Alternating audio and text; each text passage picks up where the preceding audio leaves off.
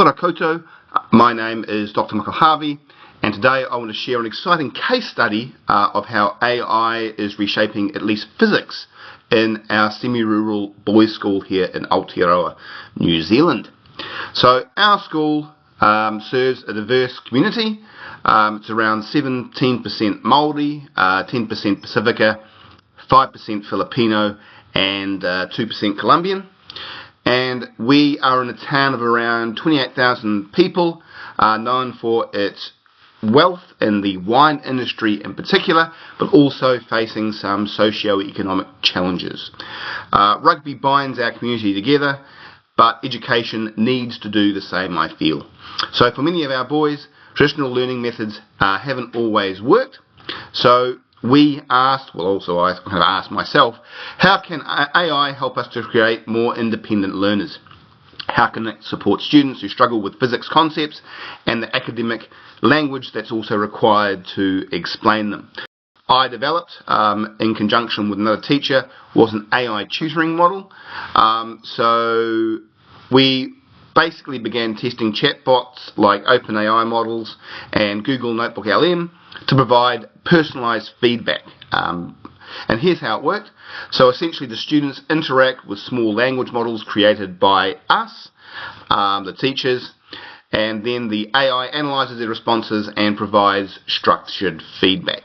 Then students can reflect, refine their answers, and resubmit in an ongoing conversation. Okay, so the reason why we did this is that this approach shifted learning from more a transactional model, where students just get the answer, to one of more of a relational model, where the students interact with the feedback, self-assess, and begin to take ownership of their learning.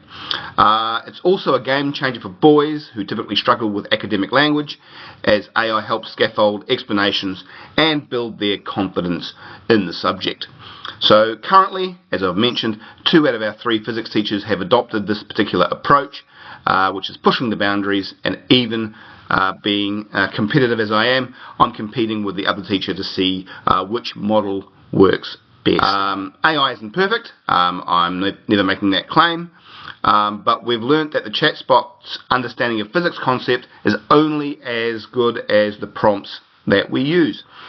So in one particular case, to highlight that, the students, actually I also did it because I was basically trying to break the other physics teacher's chatbot.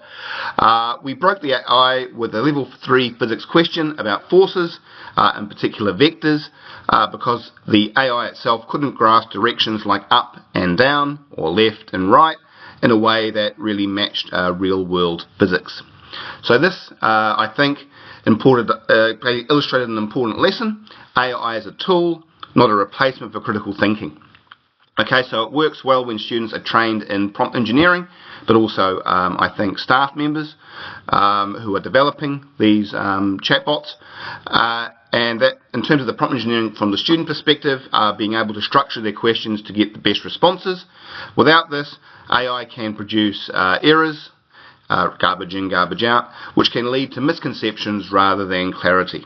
This also emphasised the importance of knowledge. There's also been some hesitancy from teachers to adopt this model. So as you see, 2 out of 3, so one colleague isn't quite on board yet, and we've found that limited tech knowledge is the biggest barrier.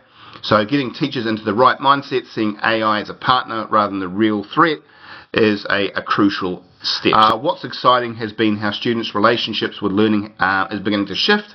Some of our boys who once saw learning as just getting the right answer are now engaging with this as a process, so they're questioning, refining, and thinking deeper about concepts. We're also seeing more independence. Instead of relying on a teacher to mark their learning, students are now self-assessing a lot more, using the AI to guide them, and learning to evaluate the quality of their own explanations. And this has seen a huge shift on how they approach learning. It's not just actually in physics, we're now seeing it across subjects. Looking ahead, we need subject-specific AI models or small models, language models, that are better suited for the particular subject's education. So right now, AI tools are trained on general knowledge, okay, if you're using a large language model like ChatGPT or Copilot, and while they're useful, they don't always provide the most accurate or tailored feedback. So developing these bespoke AI models for physics, we're using our own resources, which we've refined over, say, for my case, 10 years of teaching, basically allows that tailored feedback and helps bridge the gap and provide even better learning experiences. This project was an attempt at that. So at the same time, we're focusing on prompt engineering, teaching both students and teachers how to craft better prompts to get high quality responses and high quality chatbots as well. And this skill will be essential as AI continues to evolve in education. So in conclusion, AI isn't just a tool about efficiency, it's a tool for transformation. When it's used well, it can create more independent learners, deepen understanding and change how students engage with knowledge, and we still have work to do.